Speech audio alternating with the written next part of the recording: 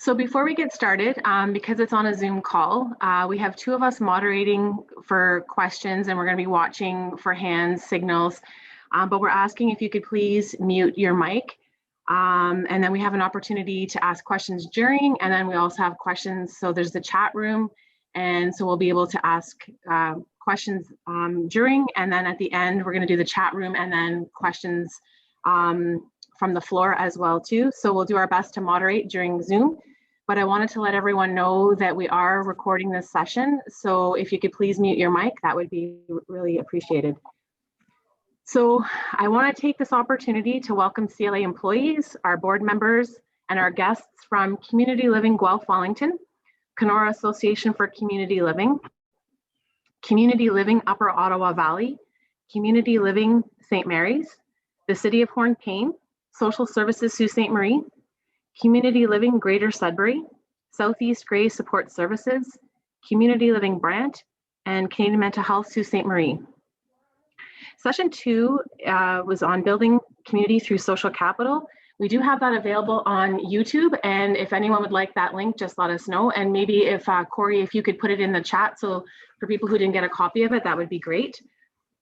And today, Al Condeluci is here with us to talk about community mapping. So Dr. Al Condeluci has been a leader in community building, human services, and inclusive advocacy work for the past 50 years.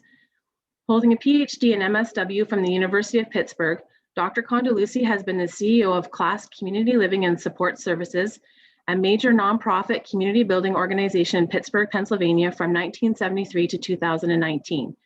He holds faculty status at the University of Pittsburgh in the schools of social work and health, rehab sciences, and is the author of 7 books, including the acclaimed Interdependence, The Route to Community, 1995, and more recently, Social Capital, The Key to Macro Change, 2014. In 2018, he received the Key to the City of Pittsburgh, the highest civilian honor that can be given to a community member. He serves as a consultant, advisor, and human service coach, and is on a number of nonprofit boards and government commissions on state, local, and national levels. He helped found and convenes the Interdependence Network, an international coalition of professionals, family members, and consumers interested in community engagement and macro change. And his contact information will be at the end of his presentation. And for anyone who didn't have the package information, we'll make sure that you get a copy of that. So please welcome Al. Great, Tanya, thanks so much. And hey, everybody, welcome aboard to our third training in a series that we're doing, sponsored through Community Living Algoma. We really appreciate you hanging in there, coming back to be a part of our gathering. And I know we have close to 100 people registered to join us today. So really appreciate taking some time to plug in. Sorry about that cold weather that's inching down from Canada into the United States. I was telling Tanya before we got started that we got about 5-6 inches of snow last evening here in Pittsburgh, and we were digging out this morning, digging driveways out, and we were out salting the roads. And but I know that you're dealing with some really sub-zero temperatures up north. So hang in there. Better days are coming. This series that we've been doing through Community Living Algoma has really been an effort to drill down much deeper in thinking about community engagement possibilities and opportunities, and not just community engagement for individuals with disabilities. Obviously, many of the organizations that are plugged into our talk today are focused on supporting men, women, and children who have disabilities to assure that they have meaningful opportunities to participate. But basically, community engagement generally. We find ourselves in the throes of a pandemic, and that pandemic has had a real effect on connectedness.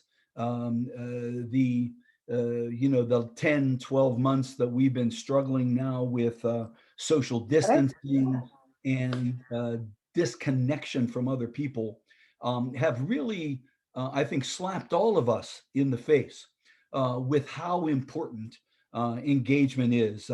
I just wrote a blog a couple days ago and loaded it up onto my website, really talking about the ill effects of social isolation. And we know that individuals with disabilities and other vulnerabilities are at greater risk of being isolated. But each of us have really got a taste of just how challenging being isolated can be. Things that we routinely have done and do have been canceled or changed or modified. And initially, this doesn't seem, it doesn't seem to have an impact. But then when you start adding these on, and that the next day something else is canceled, and the day after that, and more people getting the virus, and the virus variating in terms of its contagion, and I mean, all this stuff begins to really mount up on all of us, and it really is a slap in the face, I think, is maybe the best metaphor I could use as to how negative social isolation can be. And in our very first session, and by the way, that's up on YouTube as well, as Tanya indicated.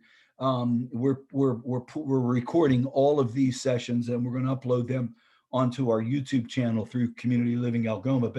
But our first session was on social isolation and loneliness, and we talked about the physiological effects that isolation can have on human beings, and how those effects over the long haul can really be debilitating. We know that mental health issues, depression, health disparity, even life expectancy can be affected by being isolated and being lonely. In our second session, as Tanya had indicated in her introduction, we turned the corner on isolation and said, the way you deal with isolation is by helping people build relationships. And we began to talk, we talked and introduced the concept of social capital. And in our second session, we examined the power and potency that social capital can bring to somebody's life, and the good things that happen when we're engaged with people and when we have relationships in our lives. And this session now turns the corner on social capital and really begins to say, where do we find relationships? Where do we begin to engage with people? And so today we're really going to examine our communities. What are the resources in our communities? How do we begin to identify them and map them? Begin to create a picture of our community, because that's really where engagement happens. Engagement doesn't happen, by someone sitting by themselves in their apartment or in their home. It happens when at least two people or more come together for some common purpose and some common exchange. And so today we're going to drill down on community mapping. We're going to think about our communities in a very first part or segment of this session. We're going to think about our communities generally. And then in the second segment of this particular webinar, we're going to drill down and talk about, well, what are some of the resources that are really important to individuals who are experiencing disabilities, and how might they be able to take advantage of what our communities have to offer. And so with that in mind, just a definition of community. One of my one of the persons that I really look at as such a commentator on community is Peter Block. And Peter Block is out of Cincinnati, Ohio. Here's one of his books. He's written a number of books, and this book is called um, Community, the Structure of Belonging. And I've been a fan of Peter Block's work. And this quote I found in his book on belonging. And Block says that community is the container within which our longing to be is fulfilled. Without the connectedness of community, we will continue to choose not to be. And so, what Block is really talking about here is how community is really the vessel of connection, and it's the vessel of fulfillment of our being. And he's absolutely right that being by yourself, being lonely, being separated out, being isolated from other people is basically, a punishment. In fact, in our penal systems, all around the world, the worst punishment that can befall a person in the penal system is solitary confinement, right? Where you literally have no connectedness with another human being, that you're totally by yourself. And I think Block captures in this quote that sort of deep primal sort of sense of fulfillment with community.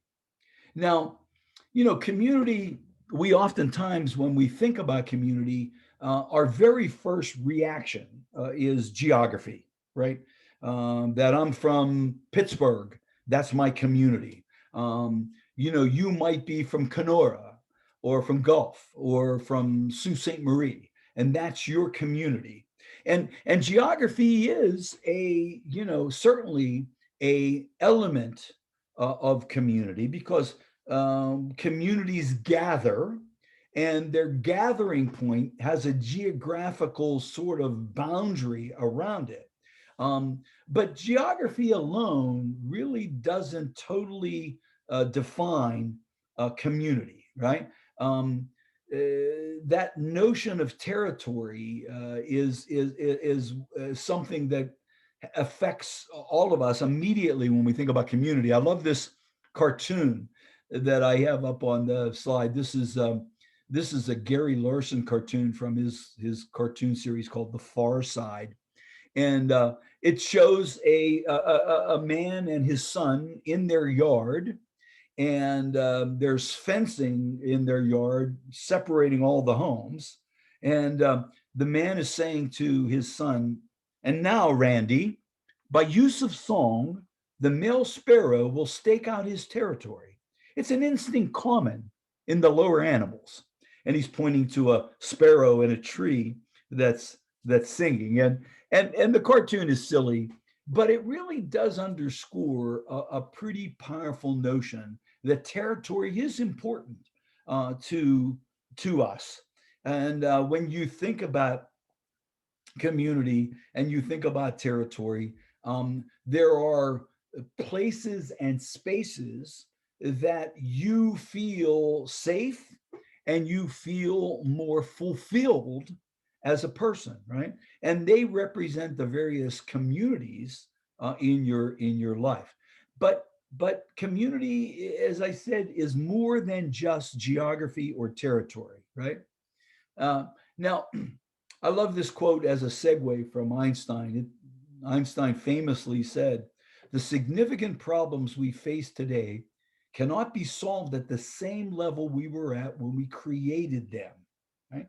And at the core of this quote, what Einstein is really referring to here is paradigms, how we sort of view problems or challenges, right? And and obviously today, what we're really talking about is community, right? And identifying community engagement possibilities for people that we care about, ourselves, our family, people that we support if we happen to work in human services. And what Einstein is really suggesting here is the fact that people are not as engaged or more isolated that problem has got to be understood from a different paradigm, right? And this gets us into thinking of micro to macro, right? Now, both in our first session and then in certainly our session last time we were together, we talked about this sort of this shift of micro thinking versus macro thinking, right? So if we take community engagement and we take the challenge of people being more connected, a micro interpretation would say that the reason why somebody is not as connected is because they struggle with something. They can't get out. They can't speak very clearly. They have a physical imposition that their disability perhaps brings about. And until that gets adjusted or ameliorated, the person will have difficulty engaging, right? That's a micro sort of interpretation. But if you look at if you think about Einstein's admission here, what he is really saying is that some problems can't be solved from a paradigm that basically is either old or has been tried.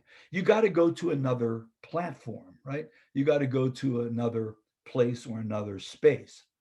Now, the idea of macro thinking is really more about what is community have, and can we change community to be more accepting and respecting of people who have been isolated or disconnected, right?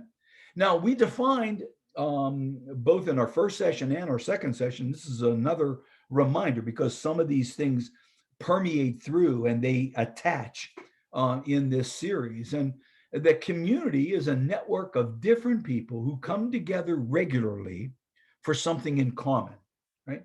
So they come together regularly in some territory or some space where they celebrate something in common, right?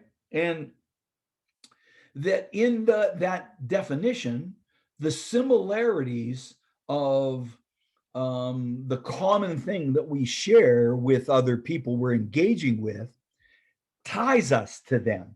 It links us to them. It's the bridge. Similarities are bridges to connection. However, differences can create barriers, right? If we go somewhere to seek out something that we're interested in, and we get to that place, that space, and we see people who are different from us, maybe different age or different physical functioning or different way they're dressed, different behaviors, that difference creates a barrier to human connection, right? So similarities invite us, differences push us away, right? And so when we begin to think about community, one of the key variables when we analyze our community is the regularity that community place brings. What is it someplace regular? Because we know that to challenge the negative effects of difference, we need regularity and similarity in the throes of those situations. Now, as we think in a 30,000 foot view about community here, and before we begin to get into an inventory of what exists in community and what are the resources of community, we need to recognize that, most of the time we think about community from an actual perspective, right? It's a place we go. There's an actual live version of connection there, right? And that can be either formal or informal. Like when we go to church, there's some formality there, right? When we go, to the bar to socialize, there's an informality there. But there's an intention in both of those settings where people will be live, right? We go to the church and there's other people there. We go to the bar to socialize. There's other people there. And the connectedness in that actual setting becomes the social obligation that begins to develop between and among the people who are celebrating, either socially or formally, some issue, right? So those are actual settings, and most of the time, that's what we think about when we think about engagement. However, the pandemic has really slapped us all in the face by suggesting, when we can't go actual, there is another alternative, and that's virtual connections. Our talk today, the gathering we have, all 85 of us that are on this call, are connected virtually, right? We're in some setting, but we're in that setting, we're probably isolated. We're maybe at home, or maybe in our office, or maybe in some other setting where we're by ourselves, and our connection is virtual, right? So we're looking at the Zoom gallery, and we can see some other faces, and especially faces of people that we have some obligation with and some connectedness to. That's satisfying to us, but it's not as satisfying as an actual opportunity to be sitting with somebody at a cafe, or being in a setting where we're physically engaged. So virtual, online, technologically focused community provides some outlet for us, and especially here in the pandemic, or when we find some other reason why we cannot physically gather. But our intention is to ultimately gather physically, right? And so virtual communities, although they're real, are not as satisfying, right? And all studies have concluded that have looked at, sociologically looked at, actual connections versus virtual connections, that there's some satisfaction lost, that we would rather be looking in someone's eyes rather than looking at some damn screen, right? Now, we also, when we think about community, we know that size and dispersal becomes another feature of community. So we often will trifurcate our thinking in community and say, well, community can be urban, where it's very dense. It can be suburban, where it's not as dense, but there are people nearby. Or it can be rural, which means that there's great distances between people. So urban, suburban, and rural communities are oftentimes delineated when you look at the literature on community. However, and each of those, by the way, have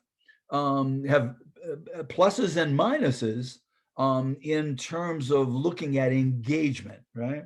Now, obviously, in an urban setting, there's greater opportunity to engage. However, with that size and density, there can also be a real lack, feeling that you're really lacking some intimacy. Um, Suburban settings, pros and cons; rural settings, pros and cons. So, and I know in our population today, of the 85 of us or so that are gathered, we have folks really representing, all levels of this kind of size and dispersal framework. However, whether it's urban, rural, or suburban, communities have functions that they bring, and these functions serve another purpose, right? Obviously, on this slide, you'll see three functions that are identified: sociability, right? Communities offer the opportunity to connect, to socialize, right? And we are social animals. our need to socialize is really important to us. Um, Communities can also function as an interpersonal center where we basically not just socialize, but we get advice, we get feedback that really is important to us in our self-confidence, in our perspective on things. And then the third thing on this particular slide is mutual aid, right? Communities watch out for each other, and they can provide if a storm hits or something devastating happens. Neighbors help neighbors, right? And you see this in whenever tragedies occur, earthquakes or tornadoes or storms, where people kind of band together to watch out for each other, right? So community serves a function of safety for people. Now, also communities can have more of a psychological function as well.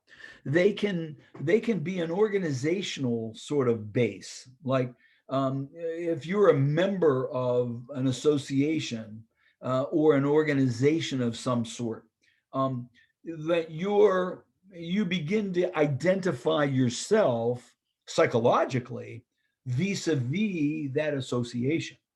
Um, However, it can also function as a reference group, where you can proudly claim that you're a member of this community. I know here in Pittsburgh, for example, there's an area of our city called Shady Side, right? And it's in our right in the middle of the city, just off from the university section, but it's a very upscale community. Socioeconomically, the real estate is a little more expensive. And if you tell somebody you're from Shady Side, people say, "Whoa, man, you must be doing okay. You're from Shady Side." Right? Conversely, I live in a community called McKees Rocks, and it's just about 6 miles, 7 miles outside of Pittsburgh. It's it's affectionately known as the Rocks, right? And it has an immediate portrayal. If you talk to anybody from Pittsburgh who's been in Pittsburgh, and you say, "Boy, he's from the Rocks," you say, "Oh my God," because it's very blue collar. It's very poor community. And so immediately people, identify you psychologically from the communities that you are a member of or that claim to be a part of. It can provide status. It could cause devaluation depending upon that community. So those functions are all ones that are out there. Now, to again, just to identify terms here, so that as we get into resources of community, some of this makes some more sense to you. Social capital, which we talked about last time, is the value we get from our community presence, from being connected in community.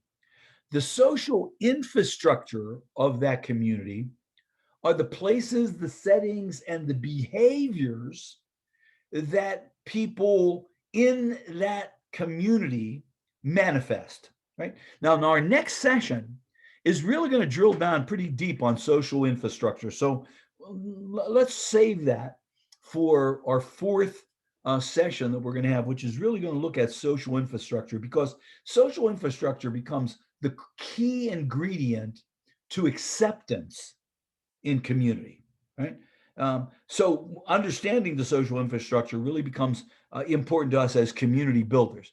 But just for our purposes now, social capital is the value we get from the relationships we build in the communities that we find ourselves or that we engage with, right? Yet there's an infrastructure in that community we need to understand a little bit more. We'll get to in our next session. Now, community mapping is the process of identifying the social places and spaces, the social infrastructure, if you will, of our communities, right? So these three terms, kind of stand alone, but they are correlated. They do have some, pieces that interweave and that overlap, right?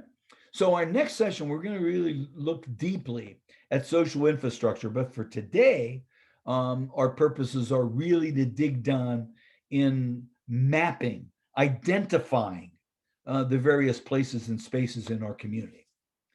Margaret Mead famously said, Margaret Mead, just an iconic anthropologist, said, if we are to achieve a richer culture, rich in contrasting values, we must recognize the whole gamut of human potentiality and so weave an arbitrary social fabric, one in which each diverse human gift will find a fitting place. I mean, this is really a beautiful, very optimistic identification of community, because in some ways, when you join a community or when you begin to engage with a community based on something you have in common with them, there is that common value that you celebrate in relationship to the topic that causes the group to gather. However, when you meet people who in that community, there's other things they're different from. They have other values that may be different from yours. That's when Dr. Mead talks about contrasting values. She talks about the exposure of something different to you, brought together by something common with them. So Dr. Mead's quote here is really powerful because it really expresses the beauty of diversity and what it brings to community. So let's dive now into our topic for today. What is community mapping, right? What does that actually mean? And what can we learn from it? What can we take away in the work we do in supporting people who have been disconnected from community, who have been isolated in many regards from community? So community mapping is a process, right, where we come to discover the elements of our community. It results in listing and identifying on a map or in a database the places and spaces where those resources exist, and issues important to those various communities. It identifies both the formal and the informal, and it focuses on elements important to the mapper. What that means is the community mapping is a process that's very intentional, and its use can be different. For example, a civic group, the mayor of Hornpain, who has been involved with us on our, in our previous sessions, right? She has an agenda to, make her community livable, accessible, and welcoming, right? I mean, that's her agenda as the mayor of the community, right? And so in the mapping process for someone like the mayor or for the community development purposes, the intention is perhaps identifying diversity. For John Policiccio's purposes with community living Algoma, the intention might be, well, let's identify and discover the places where people we serve might find more welcoming hands and more welcoming perspectives, right? So the mapper really has, they use this process for an intentional purpose, right? An intentional purpose. Now, one of the things that, in preparation for our program today, and for, my own edification of understanding this more, really comes from some work that I've done. And I'm holding up a book. The book, it's a manual. You can see it's pretty big and thick, and it comes from the university, Northwestern University in Chicago, and it's called Building Communities from the Inside Out.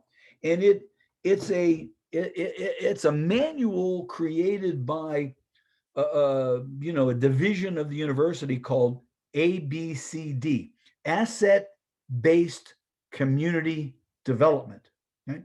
And this is an entire school of thought based on these core theories that I've identified on the slide right now. Asset-based community development focuses on looking at community through assets, right? Through the gifts and the talents that community represents. Now, a lot of community development has not gone from an asset-based analysis, it's gone from a deficit-based analysis, which is essentially looking at the community's problems, right? Drugs, gangs, poverty, crime, right? All of these can be ways you can think about community. What are the problems we have in community? But asset-based community development really looks at communities from what is good about community, what is positive about that community. And asset-based community development, the strategies that are identified there are really about how to promote relationships, right? Because that social capital and that social obligation that people have with each other creates strength in communities. And then lastly, the core theory of asset-based community development is that you build community from the inside out rather from the outside in. Oftentimes, community development thinks about, well, let's bring something to community to strengthen it. I don't know, we'll bring more police to eradicate crime, right?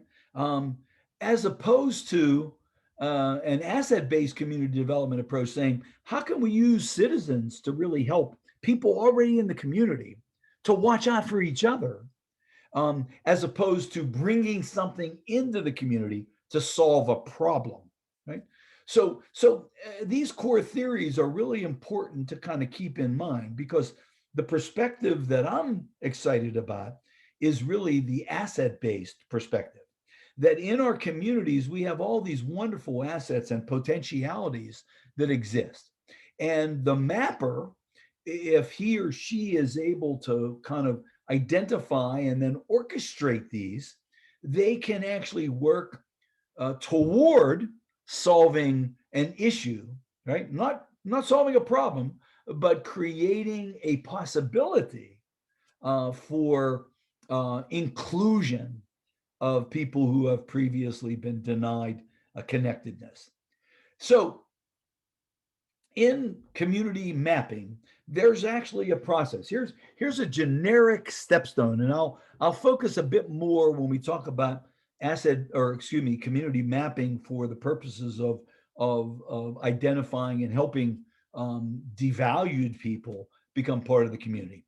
But in these steps, again, this is part of that process, defining the boundaries of the community that you're looking at.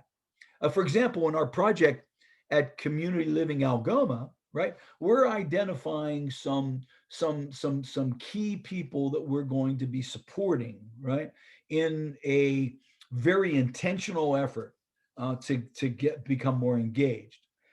So with those people, we're gonna kind of look at their communities, like where they live and what's around them. Very intentional, very focused. Now, the mayor of Hornepayne might think about defining the population of the boundaries of the city limits or the city's boundaries. In Algoma, we talk about regional kind of thinking. and looking at the boundaries being regional. So defining the boundaries really becomes a pretty important first step in utilizing a mapping process. Once you identify, and this is what we've done in our project with Community Living Algoma, is convening a core mapping group. One of the things that we're doing at CLA is really identifying a community advisory council. And that's going to be the group that's really going to help us map. Um, um, Third step, getting organized. Once you have your core group identified, now you're kind of organized around how are we going to do this? What methodology are we going to use? And how are we going to gather the information about what's out in our community? Right. And there's a whole variety of things that can be done here, right? You can do interviews, you can do a survey, you can kind of look at previously existing information. There's different methodologies that can be utilized in community mapping. And then once we begin to articulate or identify our communities, how are we going to display that information? Right? So we're going to use a map. And a lot of times in community mapping, they actually use maps with little pins that identify various resources that are available in that community. You could also do it in a database, an electronic database that can be incorporated in your software, or even something like a scrapbook. Working with a group up near Erie, Pennsylvania, and we've identified in our mapping process that we've done there, we've really taken all the things that we've discovered and put them in a scrapbook. And in the scrapbook, we've been able to identify pictures so that folks with intellectual disabilities who may not be computer savvy, but still really critical to understanding the community resource, have some pictures that they can see that show what that community group does, right?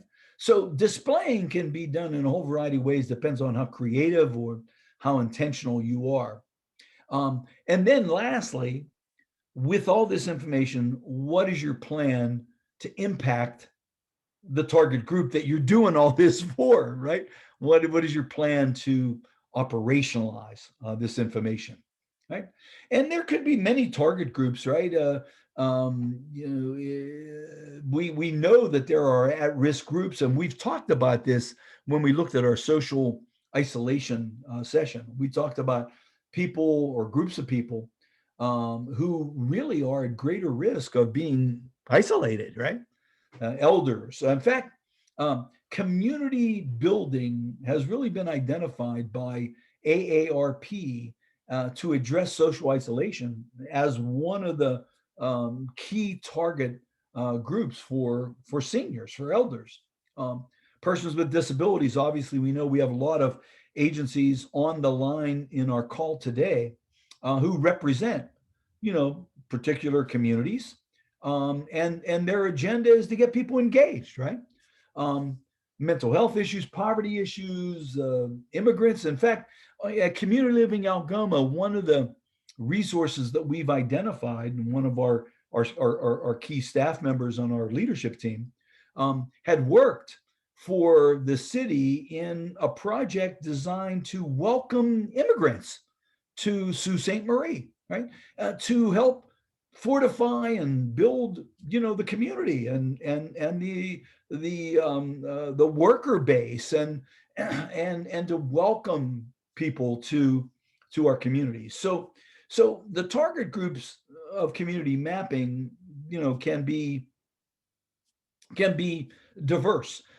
I'm working on a project here in Pittsburgh with an advocacy group called Southwestern Pennsylvania Partnership on Aging. And we launched a project a couple years ago called Age Friendly Community. Comes from the World Health Organization's agenda to make communities more age friendly, right? And our focus, although is seniors in this project, the age-friendly community agenda really affects all of us. If you make a community age-friendly, you're making it all friendly. So again, these kinds of things can be different or utilized in different kinds of ways. So let's think about the key dimensions of community, and we'll think about this again in a 30,000 foot view when we think about communities, because all communities have these kinds of things that are listed on this slide, right? They have associations and clubs. These are loosely defined communities. Institutions, which are more formally defined. And I'll go through each of these just to give examples. Community space that's available, indoor and outdoor. Um, Groups that gather, the local economy of a community, and then the individuality of people spread out around that community. So let's look at just at a couple examples again, just to inventory some things that might be in your community. And this is just the one list. It's certainly not exhaustive, but it's designed to be exemplary, to give you examples of what we mean when we talk about associations, animal care groups, business organizations.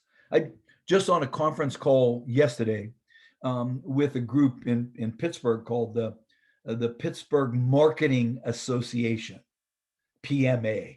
And the Pittsburgh Marketing Association is comprised of a business organization. It's comprised like a trade association, comprised of people who do marketing in for their various companies.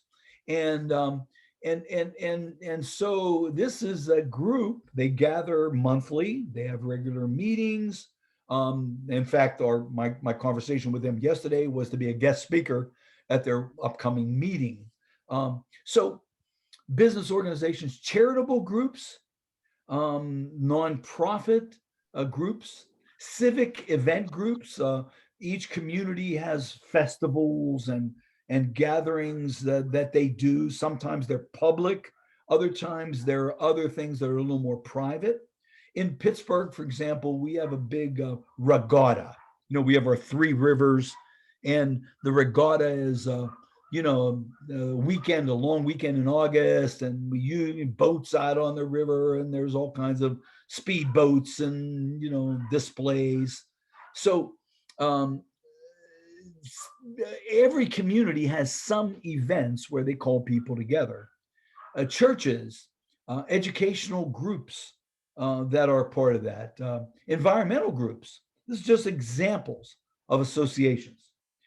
Here's some examples of institutions. And again, every community has some variation of these kinds of resources, right? Schools and universities, community colleges that are a little closer to a community, hospitals, libraries, museums, police, fire departments. All of these really represent kind of like an institutional, a little more formalized kind of a group.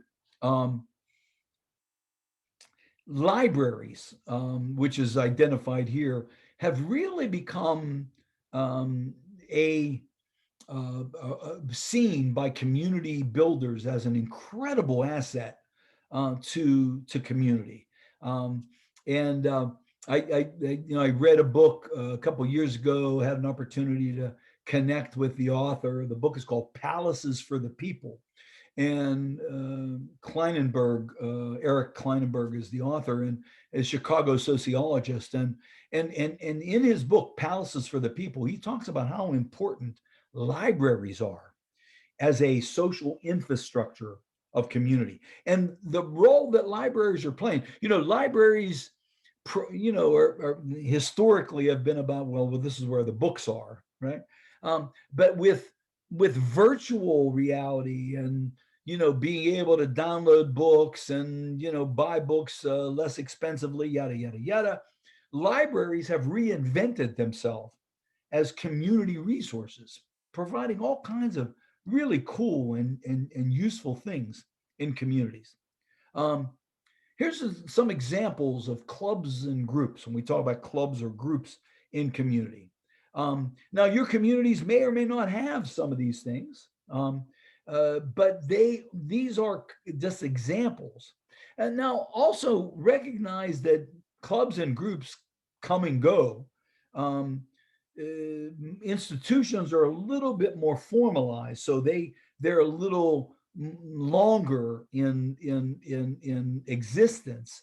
Um, Clubs and groups can come and ebb and flow based upon interests of people in those particular communities, book clubs and coffee clatches, various affinity groups who gather around something that they share, leagues that get formed. I was telling Tanya about, we formed a league in Pittsburgh years ago called the Human Service Volleyball League.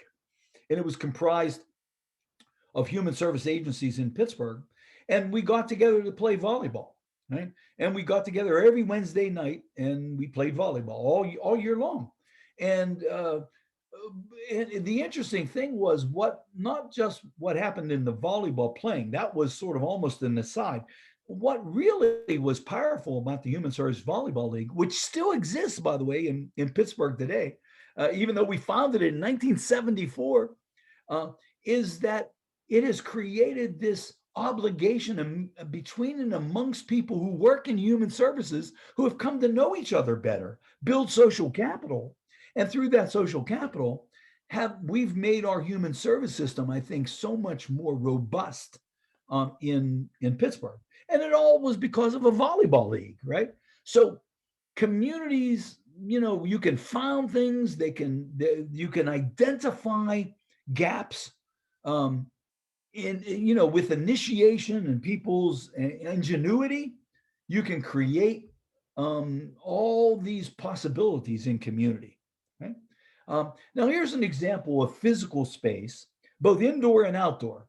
On the left side of the column is mostly outdoor space. On the right side of the slide is mostly indoor space. And these are spaces where people more spontaneously gather, right? There's some reason why they gather, and these are the places that offer fonts for people to gather. Outdoors, parks and gardens and fishing spots and hiking trails.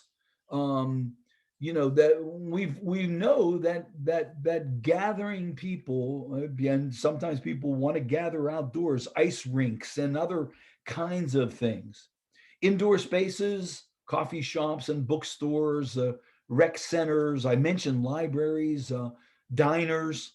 These are all sort of spaces where people in community might gather. One of the things that we did at the agency I worked at, and when Tanya did her introduction, she mentioned that I was the CEO of an organization. I was with them for 47 years, very much like the community living agencies in Canada. It's called Community Living and Support Services, CLASS. One of the things we did, and I'm going to discuss this at our 5th session when we get into ideas of building community, was we decided to take our community center where we gathered, where our offices were, and turn it into community space, meeting space, and invite the community to utilize our building for their meetings or any group that might be interested in gathering. And it was amazing to me when we did that, how quickly people jumped on that. Because we had parking available, we were accessible, we were right in the middle of the community. It was wonderful both ways. The image that it portrayed regarding our organization as a really community asset, as well as the various groups that began to gather at our space. And we knew people who had disabilities that might be interested in some of the reasons why they were gathering. And so it created a really kind of cool and easy bridge. So when we get to our 5th session, we're going to talk about macro ideas. I'll get into that a little bit more and share with you exactly how we did that. Every community has some local economy, right? So the Chamber of Commerce and JCs and Better Business Bureau and credit unions and all of these kinds of things help the local economy, right? Over and above businesses, of course. And then there's other kinds of things that exist in community that are resources that you might not think would be a resource, right? A bowling alley, for example, or theaters, um, bakeries. So these are other examples, and that's my intention in this session is to take off your blinders. And when we think about community, we think about all these other incredible possibilities that are there as points of engagement, as places and spaces for connection. So the whole intentionality of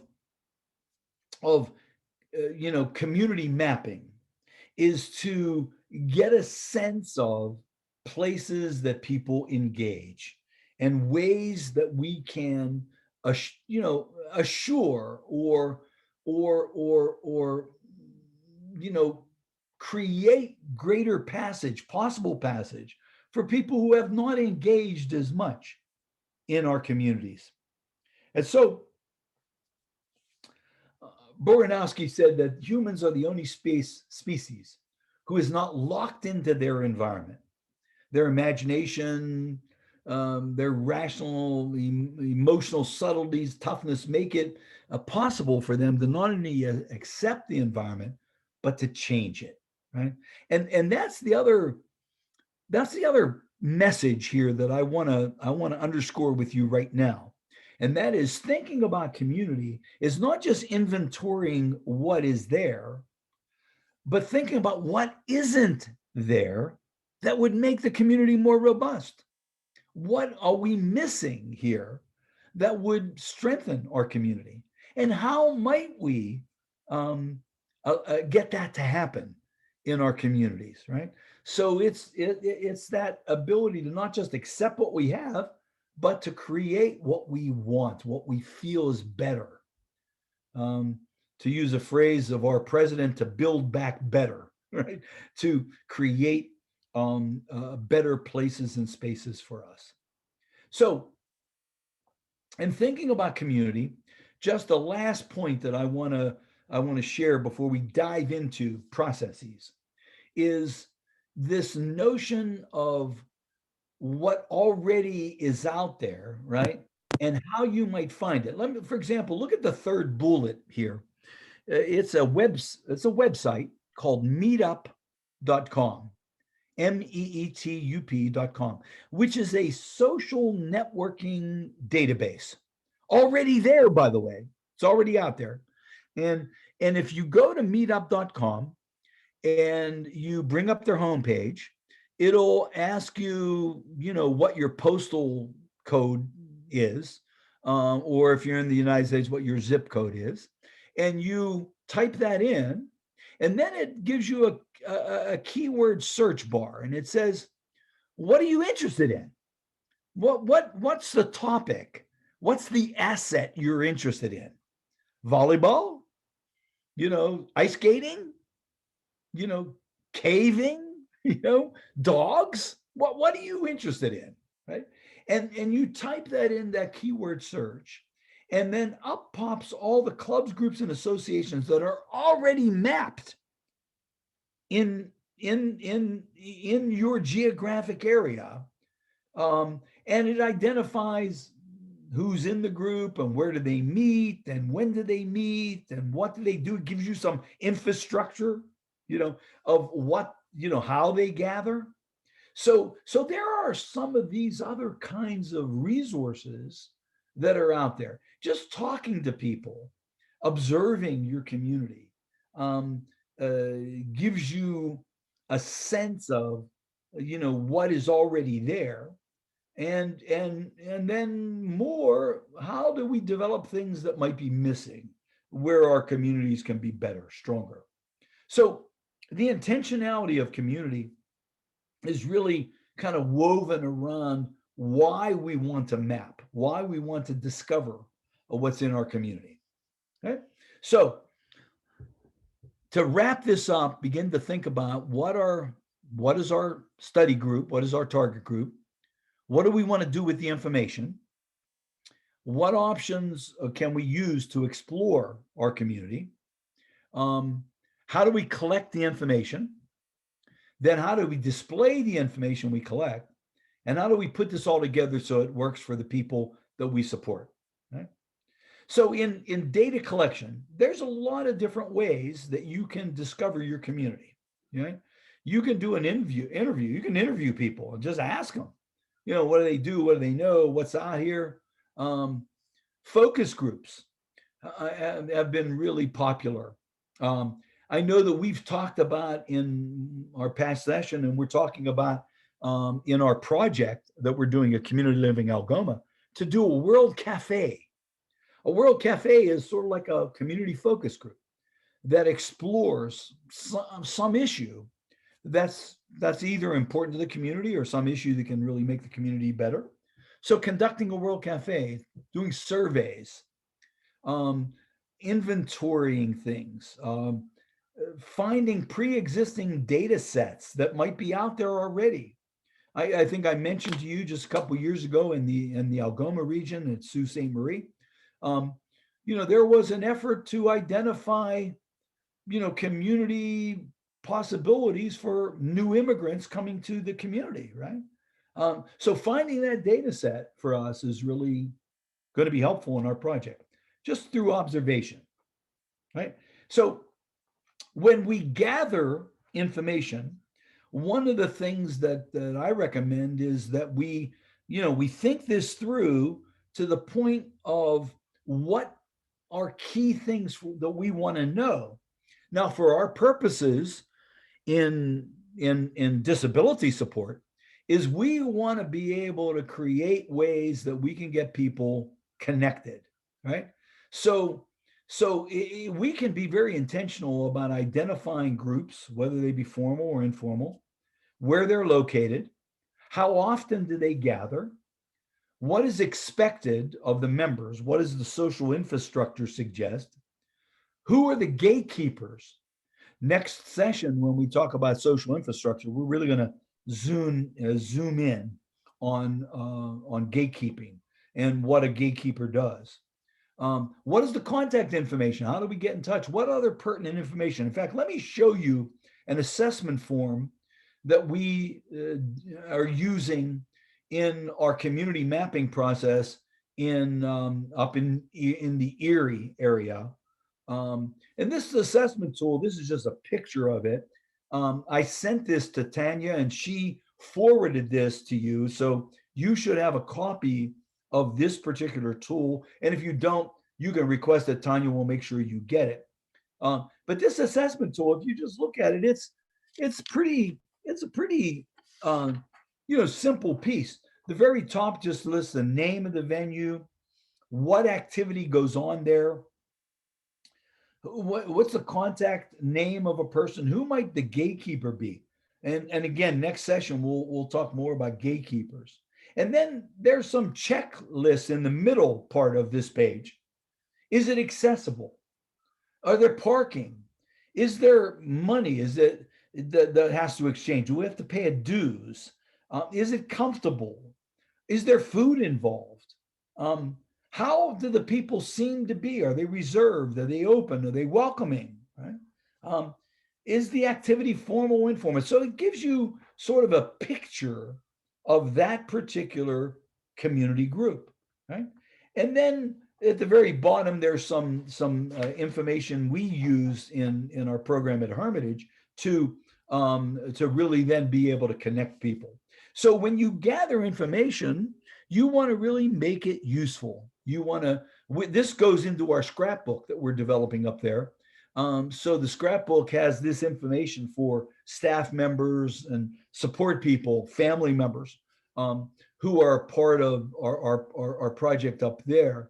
And then on the page behind this, there are pictures of what the group does. Like, for example, we discovered a group in Hermitage called the Buell Garden Club, right? And Buell is a big steel making name up in the valley where where Hermitage is located. It's right near Ohio, Pennsylvania border, and the Steel Valley that goes up through there. And the Buell Foundation and the Buell Mansion, where the Buell family lived, has been turned into a community resource, right? And they have gardens all around the mansion. And one group that meets there on a regular basis is a garden club, right? And it's a community garden club, right? That meets at the Buell Mansions. They help take care of the grounds. They do some unique, botanical things, and so we've identified the Buell Garden Club as a resource for some of the people we support at Hermitage, at Whole Life, which is the name of the organization, to literally connect into the garden club. So we have a page that shows pictures of gardening. And so for someone with a cognitive issue or maybe an intellectual issue, where, gardening club, what does that really mean? Here's some pictures that show you what that looks like, right? So that persons can easily say, boy, I'd like to do that. Yeah, that really looks like something that would be fun for me, right? So now there's other ways you can display things. This is an example that I took from the asset-based community development manual, right? That identifies another way of portraying resources in community. So this is the Michigan Humane Society in Detroit and what they do, and addresses and phone numbers and ways that group can be contacted or can be utilized. So again, you can display information in a variety of ways on a database and an actual map through display cards. Lots of different ways you can do this. And what's the benefit of all of this? Well, it obviously identifies targets. What we want to do is match people who have an interest in gardening with the Buell Gardening Club, right? And once a resource is found, connections can make. Once a person then gets into the venue, now you've set the table for a possible relationship. That doesn't mean a relationship is going to actually happen, but I can guarantee you it will never happen if the person's not there. You got to be in the community first. And then once you're in the community, becoming of the community is the next step of relationship building. We're going to talk a lot about this in our infrastructure session, which we do in just a couple of weeks. The bottom line is building social capital, right? That's the benefit of mapping. That's the whole reason we do it. So Burton Blatt, wonderful thinker, purveyor at Syracuse University, said that since the beginning of the human experience, man has behaved as if freedom means more to him than his life. Yet even more important to him has been the need to belong to community. This circles back to Peter Bloch's point about fulfillment, belonging to community. So the building of social capital works both ways. It not only provides a vehicle and a place and a way for people who have been disconnected to become engaged, but it also creates a better community. Because when people we support at Community Living Algoma, when they join the Buell Gardening Club, they make that club better. Their presence makes that club better. It expands the thinking of the other members of that club, right? So it has double benefit. As not only does it benefit the individual who has been lonely and isolated and disconnected, but it benefits the group, causing the group to think more about diversity and other people in our community and other people who love the same thing we love. Okay? And so Schweitzer said the first step in evolution of ethics, and ethics, by the way, is nothing more than treating people with respect, allowing people to be respected and valued just like anyone else.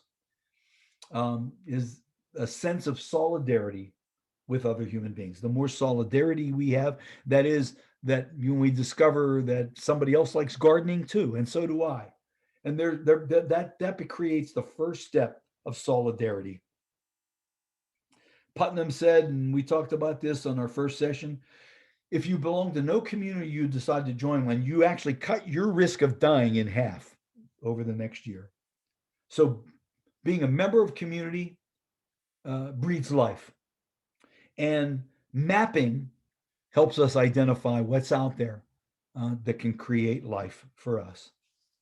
And so the pro-social behaviors of kindness and hospitality and forgiveness and compassion, all these things are enhanced through community.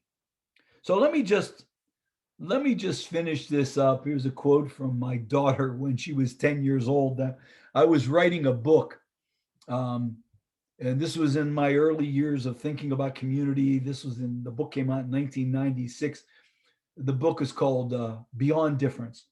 And in the book, I was really thinking about how do we make communities more ethical. And so as I was writing this, I was looking for what are the pro-social behaviors that make community better. And these four things or five things were ones that I focused in on. And so in the book, I wrote a chapter on each of those things and how they happen and how we can promote them. They're happening in community. And so I was working on that book. My daughter was about 10 years old at the time, and she was outside playing. And I'm in the house and I'm typing away and I'm working industriously on this book. And my daughter comes in the house to get something, and she sees me working and she said, "Daddy, what are you doing?" I said, "Honey, I'm writing." And she said, "What are you writing?" I said, "Well, I'm writing another book." And she said, "Daddy, that is great." She loved the fact that I wrote some books, but she doesn't think anybody's ever read them. And so she said to me, "What are you writing about, Daddy?" I said, "Well, honey, it's just stuff for, the work I do at the agency." And she said, "But yeah, but what, she's just she drills things down." She said, "Well, what are you writing about right now, Daddy?" I said, "Well, honey, I'm writing about kindness." And she said, "Kindness?" She put her little hands on her hips and she said, "Daddy, what could you be saying about? You've been in here all day writing about kindness. What can you be saying about this?" And she said, "Daddy, either you're kind or you're not." And I stopped for a moment. I looked at her. I said, "Gianna," I said, "can I quote you?" She said, "Just quote me APA style, Daddy." No, she didn't say that. My publisher said that. But in fact, for Gianna, that kind of, I mean, there's why could you write a whole chapter about kindness? Either you are or you aren't, right? And so, from the mouth of babes, when we think about it, here we are having an entire damn session on how do we promote kindness in our community through social capital, right? So let me just finish with this. We try to bring about change in our societies. We're first treated with indifference, then with ridicule, then with abuse, then with oppression, and finally, the greatest challenge is thrown at us. We're treated with respect. This is the most dangerous stage. This is really an interesting sense of promoting something and staying with it, because at the very end of the rainbow is really about trying something new. Here's my last quote, and I'll end with this. This is a quote from the book One Flew Over the Cuckoo's Nest. Ken Kesey wrote that book. Oh, gee, and he's back in the 70s. And the lead character in the book is a Hellraiser by the name of R. Patrick McMurphy. In the movie One Flew Over the Cuckoo's Nest, Jack Nicholson played the role of R. Patrick McMurphy. And as the story goes, and you probably are familiar with it. If you aren't, you should be. The story is about McMurphy is a hellraiser. He gets drunk one night in a bar and he gets into a fight, gets arrested, and he's brought before the judge.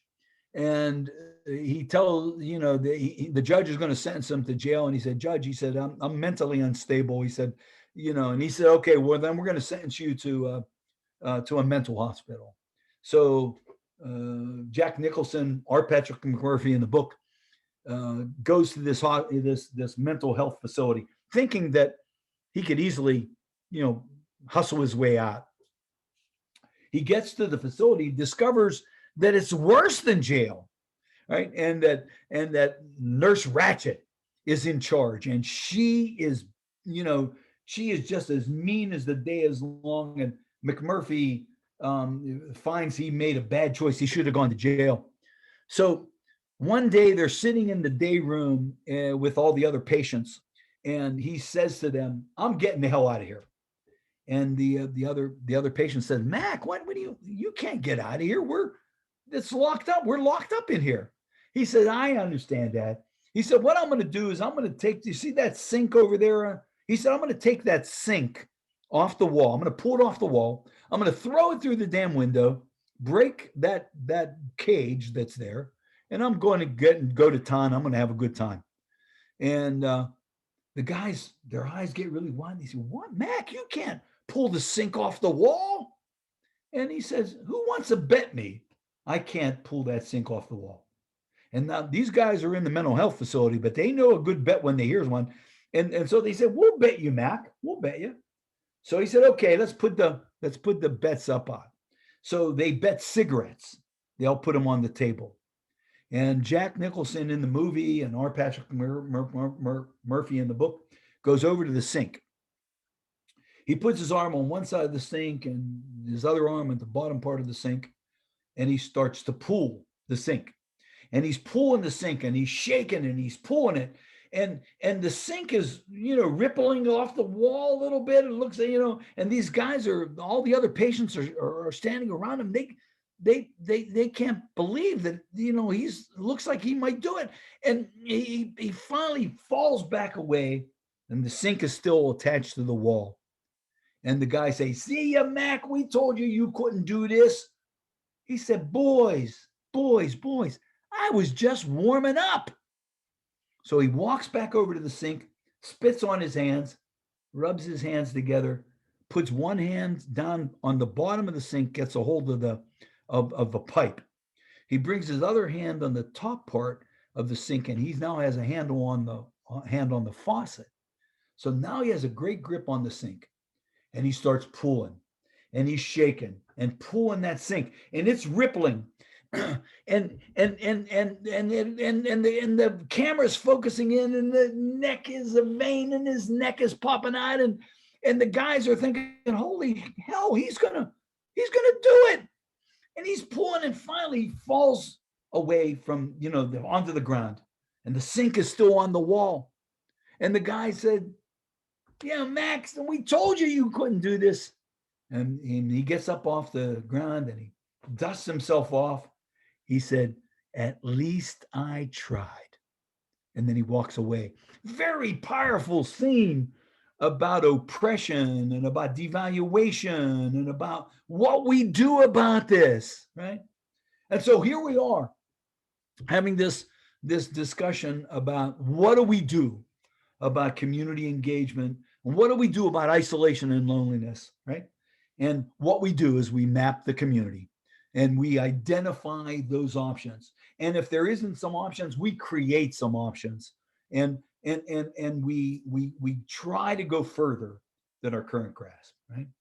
And so community is like a puzzle, right? The pieces are out there. It's just a matter of how we're going to find how we put those pieces and put them in a cogent way that works for everyone in our community, not just for some, not just for, an elite group of people, but it works for all of us, that we all benefit and value. Our lives get better from community. And so Here's some contact information on me. Every time we do one of these things, I try to put this up just so if you have a question or a comment that we don't get to, because we have about 35 minutes, don't we? I think we go till noon. So we have about 35 minutes for questions. I hope there are some questions already in the chat room.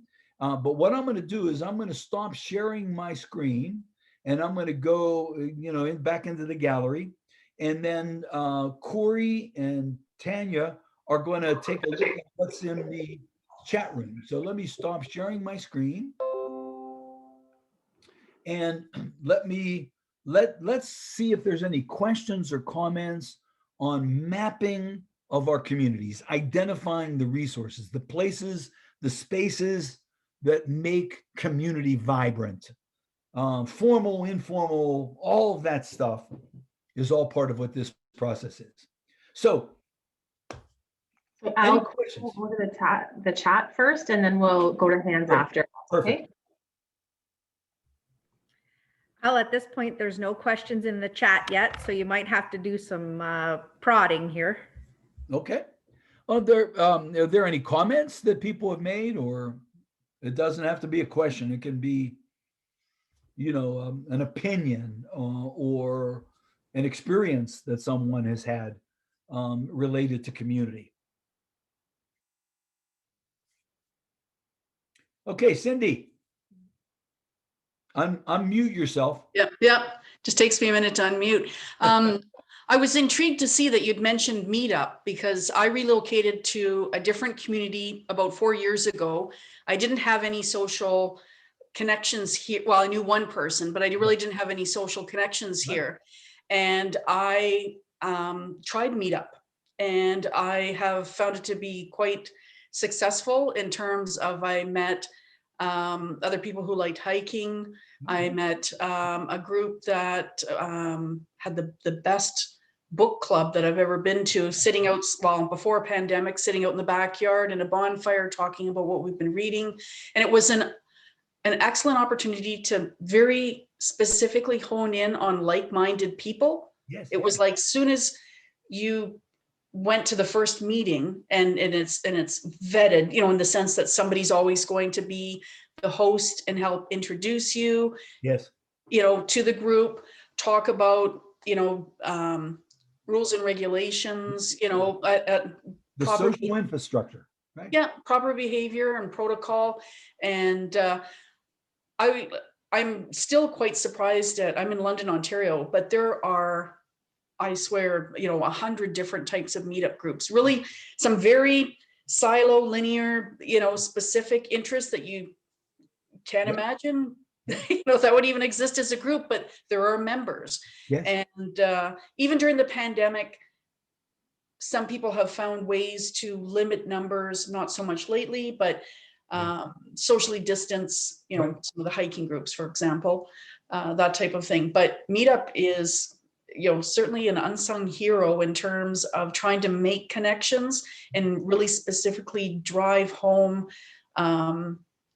the fact that there are groups, you just need to find out who they are. So kudos for mentioning Meetup. I found it very beneficial. Yeah.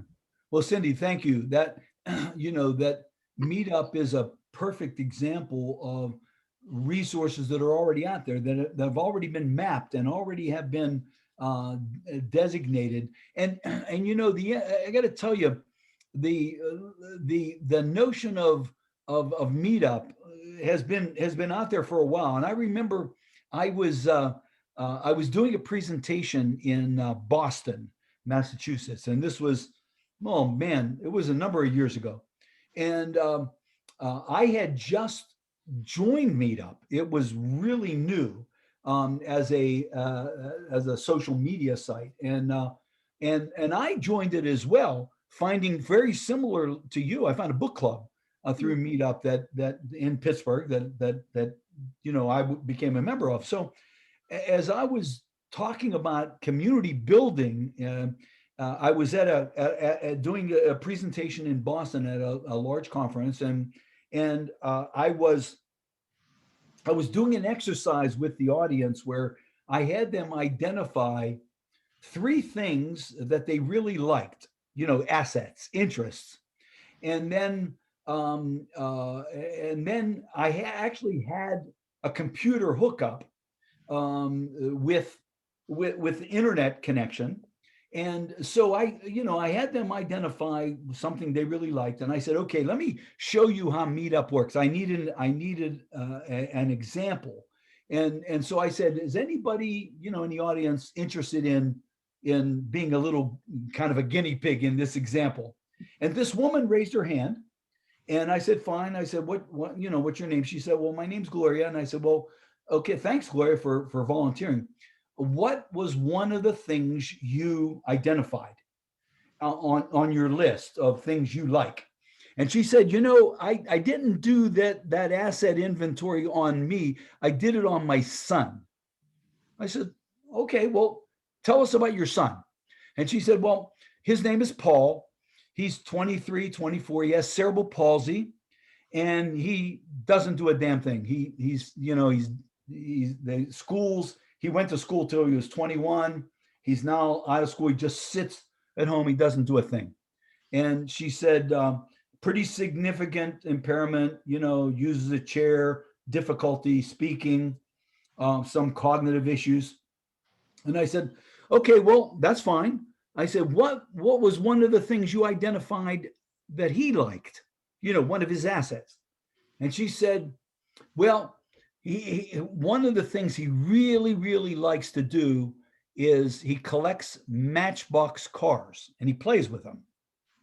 And I said, Matchbox cars. And I knew what they were because, my kids had Matchbox cars when they were growing up. And I said, okay, Matchbox cars. And she said, yeah. I said, okay. I said, let's try Meetup. Let's see what we can do. So I go to the computer. I'm in front of, probably 75, 100 people. And I go to the computer and I bring up meetup.com's homepage. And the homepage pops up. And I said, Gloria, what's your zip code? And she told me the zip code and I typed it in. And then there was a bar, and I typed in Matchbox cars, right? I typed it in and I had my fingers crossed because I wasn't sure whether anything would come up under Matchbox cars.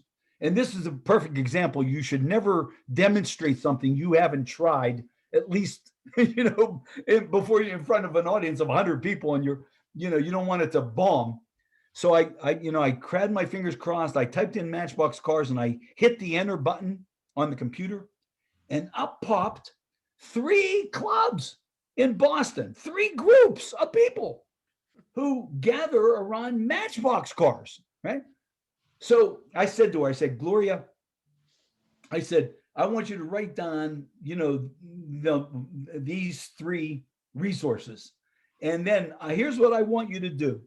I want you to, when the conference is over and you go back home, I want you to select the one that's closest to where you live.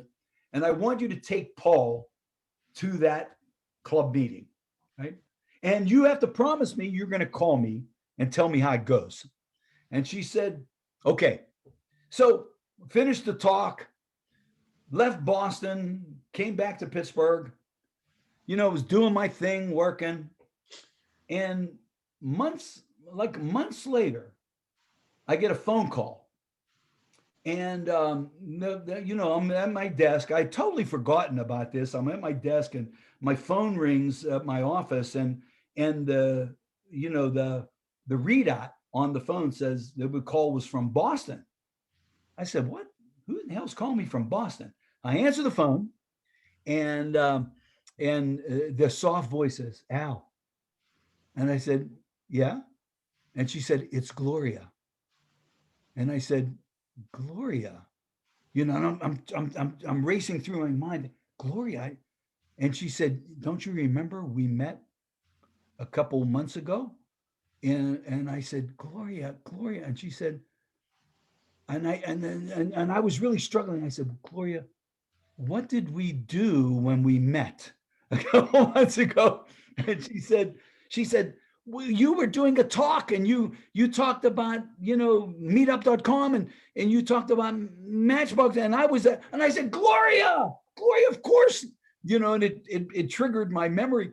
And I said, yeah, tell me about it. She said, Al, I got to tell you, Paul, we went to that, as you said, we went to the meetup, and Paul had such a great time. He became a member of the club, and they would have regular meetings. And what they did at this Matchbox Club is they competed against other Matchbox Club groups in New England. And what they do is they compared cars, like vintage cars, and it was almost like if you had a car that was like pristine, you got more points. And Paul had this collection of cars that was like the Holy Grail. And when he joined the club, they started to win these competitions, right? Because of Paul. Right? And so she sent me a picture that they had taken at one of their competitions where they had this big trophy, and they had the trophy on Paul's wheelchair.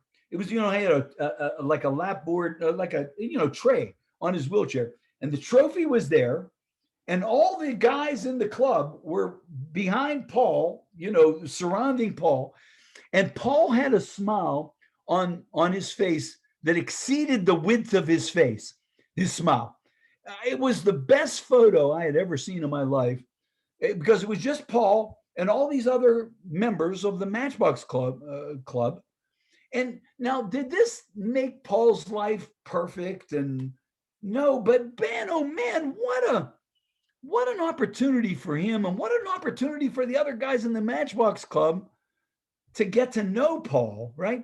So, and this was years ago, when this experience happened. So meetup.com is an incredible resource that I would strongly recommend.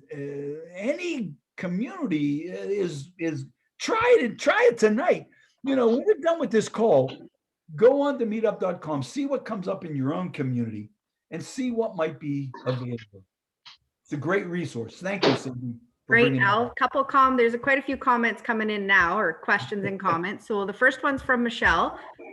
She says, through working with community connections, I've learned that it's also important to educate your communities as to the needs of some of the members or improving the local services. Mm-hmm. Yeah, let me say a word about that. That's a great insight, and it's I often hear that, but this is not so much about educating the community about disability, like disability awareness. It's more about allowing the community to discover on its own the importance of accessibility and the importance of flexibility in an effort to welcome everyone, right? What I don't want us to do is to go around our community with a little soapbox and saying to community resources, you should have more people with disabilities, be accessible, be nice. These people really want friends too, right? That, all those things are true, but it's so much more powerful when community discovers that, rather than when they hear, Al Condeluci tell them that that's what they should do. And so I think this process is much more insidious. I think one of the things we have to be careful of is we discover something anywhere in in Meetup, or we discover something through a community mapping process, and then we bring 10 people with disabilities to that club, because we're looking for, we figured, we got a van that can hold 6 people. Let's just load 6 of them up and take them to the community resources. All those kinds of things, they get in the way of this changing community, creating flexibility. Next session, when we talk about social infrastructure, I'm going to talk about community flexibility and how communities flex and how do we influence the infrastructure without being pedagogical about it, without saying, well, this is something you should do and this is the right thing, you should be nice to everybody. And we want the community to discover as well. And so next session, we're going to talk a lot about how we can get community flexibility in the infrastructure. Good point, though, because it's absolutely an essential ingredient. Great. Al, next comment comes from Michaela. I really liked how you stated the information can be presented in many different ways and that the community mapping can be done in multiple different ways, depending on the audience that the information is meant for. Great. Michaela, thank you. Because that's the other, I think, thing here. And this is where micro and macro differ, right? In micro approaches, they're much more algorithmic and formula based, right? Macro approaches are really eclectic. They're not. It's hard to create an algorithm that helps people get friends, right? In fact, there was a wonderful segment in the Big Bang Theory. I'm a huge Big Bang Theory aficionado, and there was an episode where Sheldon Cooper discovered that that friendships are really important in life, and obviously in the Big Bang Theory, one might argue that all four of the key players in that ensemble struggle with social connectedness. And one might even, argue that maybe Dr. Cooper is on the autism spectrum, perhaps. but be that as it may, in this episode, he discovers that you having friends really matters, and so he decides he wants to. In fact, it's called The Friendship Algorithm is the title of the episode. So if you search on YouTube, there are some segments to the Friendship Algorithm episode that are just hilarious. But what he does, being a scientist, he really figures that there has to be some algorithm to friendship, that there has to be some, you should be able to codify it in some way. And so he looks for a book on friendship, and he cannot find a book because my book wasn't out at that point, and he couldn't find a book in the regular section. So he ends up in the kids section of the bookstore, and he finds a book called Stu the Cockatoo is New at the Zoo. Right? And it's about how Stu the Cockatoo makes friends at the zoo, right? And so he takes the book, he buys the book, and he distills the book into an algorithm for making friends. And he displays it on a whiteboard. And so in the episode, his buddies, Howard and Raj and Leonard, they come in, and Dr. Cooper has an algorithm for friendship displayed on the board, and he wants to show them how it works by calling Kripke, one of the other scientists at the university, to start a friendship. And it's a hilarious addition, because in some ways, friendship is not it's not an algorithmic phenomena, right? It is a quantum community macro phenomena that one template doesn't work. And that's exactly what, I think Michaela has picked up on is that mapping of community, there's not just one way or one version. This can be eclectic to what our intentionality is, and then utilized in ways that are specific to our intentionality. But I appreciate Michaela picking up on that. Thank you. Great, Al. Our next comment is from Maurice. How do you think community mapping and connecting will change after this period of isolation for the many people we support? Yeah, well, that's really a good question. I think this pandemic is going to change things. There's no question, and there's going to be there's going to be slowness in people really engaging, and I think there's going to be tentativeness in engagement. I know I feel it myself. I have got my first shot. I have my next shot coming up in a couple weeks, and people have said to me, "Hey, you get that second shot, you'll be back in business. You'll be able to travel." And I'm still nervous about this. So I'm, I know that it's going to be, there's going to be changes to the way we connect. But having said that, I think that there's always flexible and creative ways that we can address some of those things that are going to change as it relates to how we connect right now. I think that virtual stuff will, there will be pieces of virtual stuff that will remain. And I think actual things will be a little slower in coming.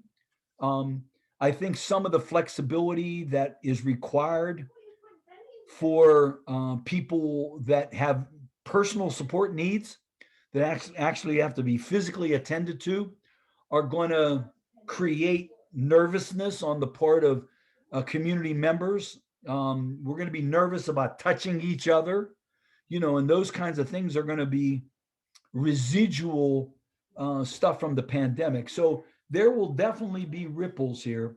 But I know that people will want to connect, and they'll want to see and be with people. And I think that's going to slowly come around. I mean, there's been some speculation here in the United States that the economic recovery won't happen till 2024, right? Until, and that's that's like 2.5 years down, 3 years down the road from where we're at now.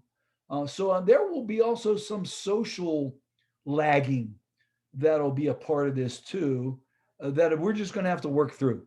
We're just going to have to work through it. So, but I think it's really a good, it's good to be sensitive to that, to have our antenna up about it.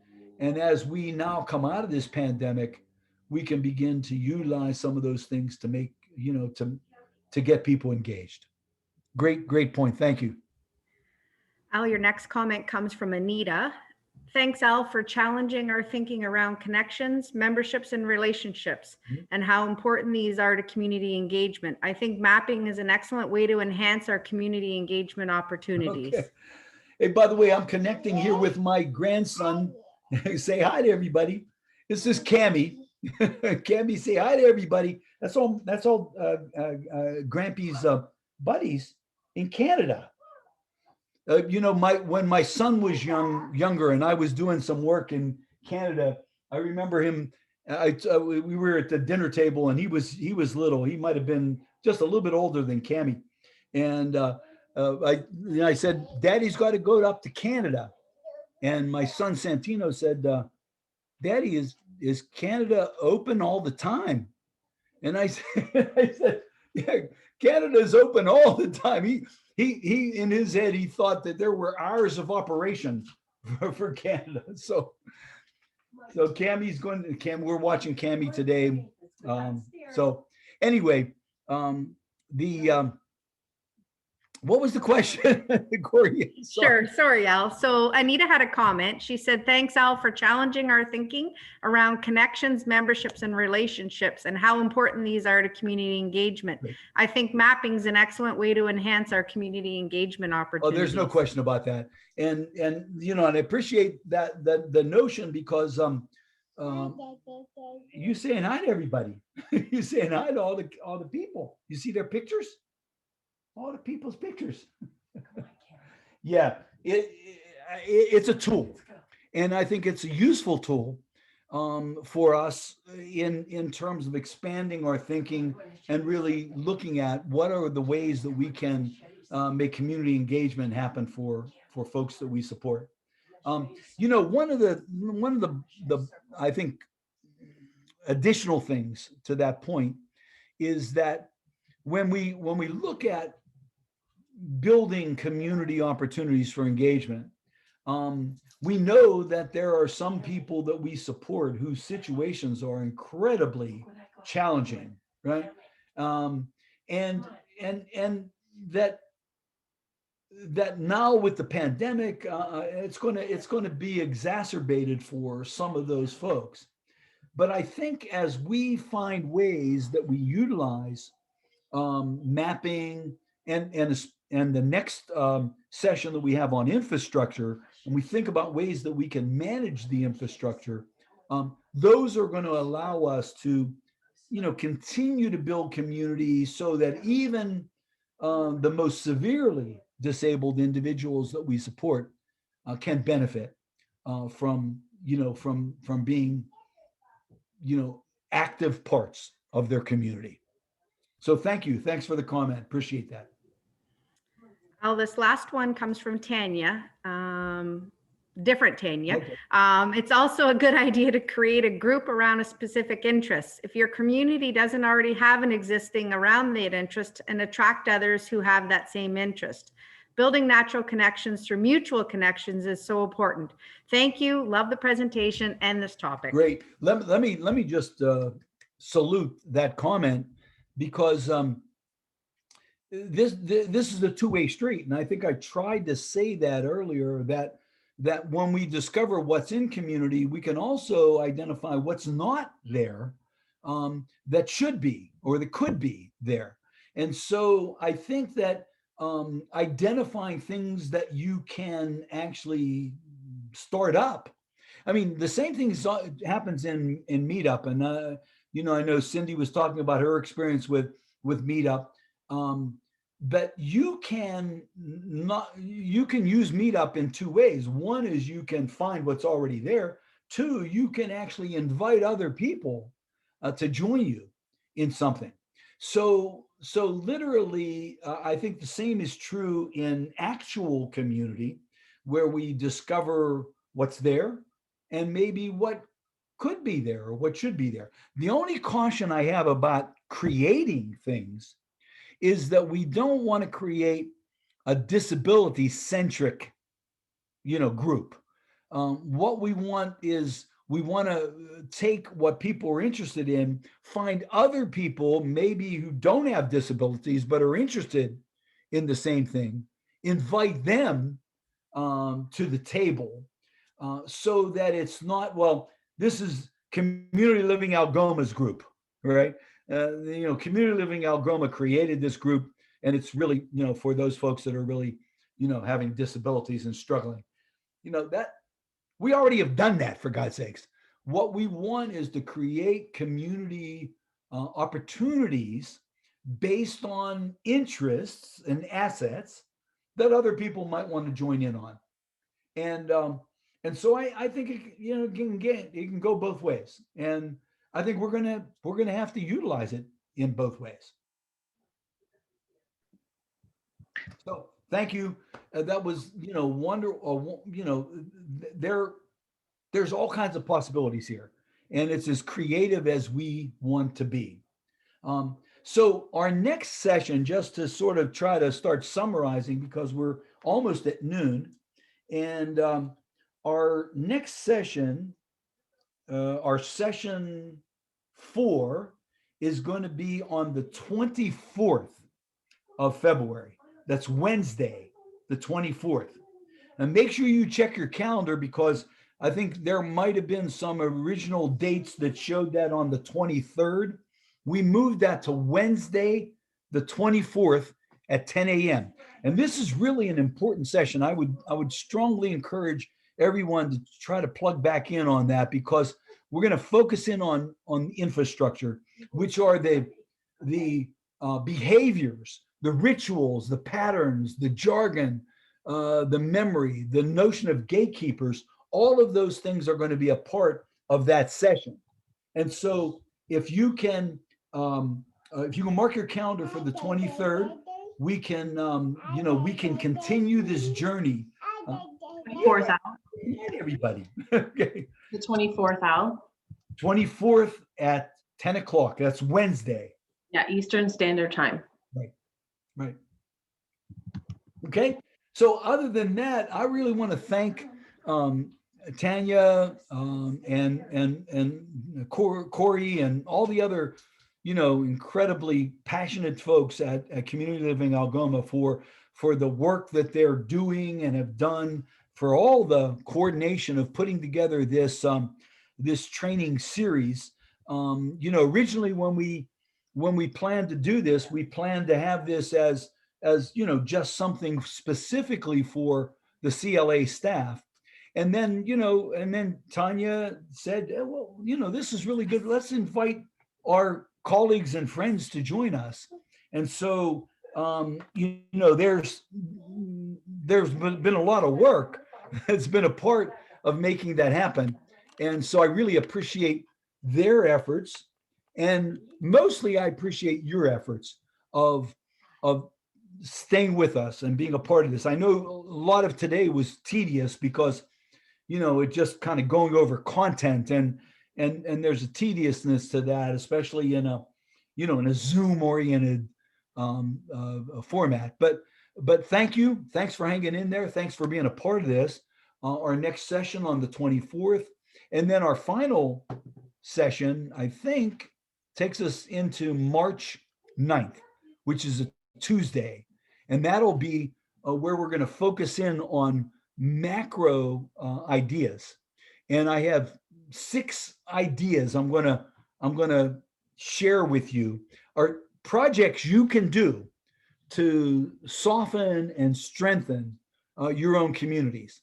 And so these are things that you can actually take away with you in application. So mark those dates down. Tanya, thanks so much for all the coordination. Corey, thanks for monitoring that chat room and facilitating our session today. Other than that, stay warm, hug, stay warm, even though we're supposed to socially distance, and get your shot when it comes available. Thank you. And for those that need the information session, I can send that to you if you didn't get it. So just email me and let me know. And then again, this is being recorded and we can send it once it's gone from Zoom to YouTube. So have a wonderful day, everyone. Thanks, Al. Thank you, everyone. Thanks a lot, guys. Bye now. Bye.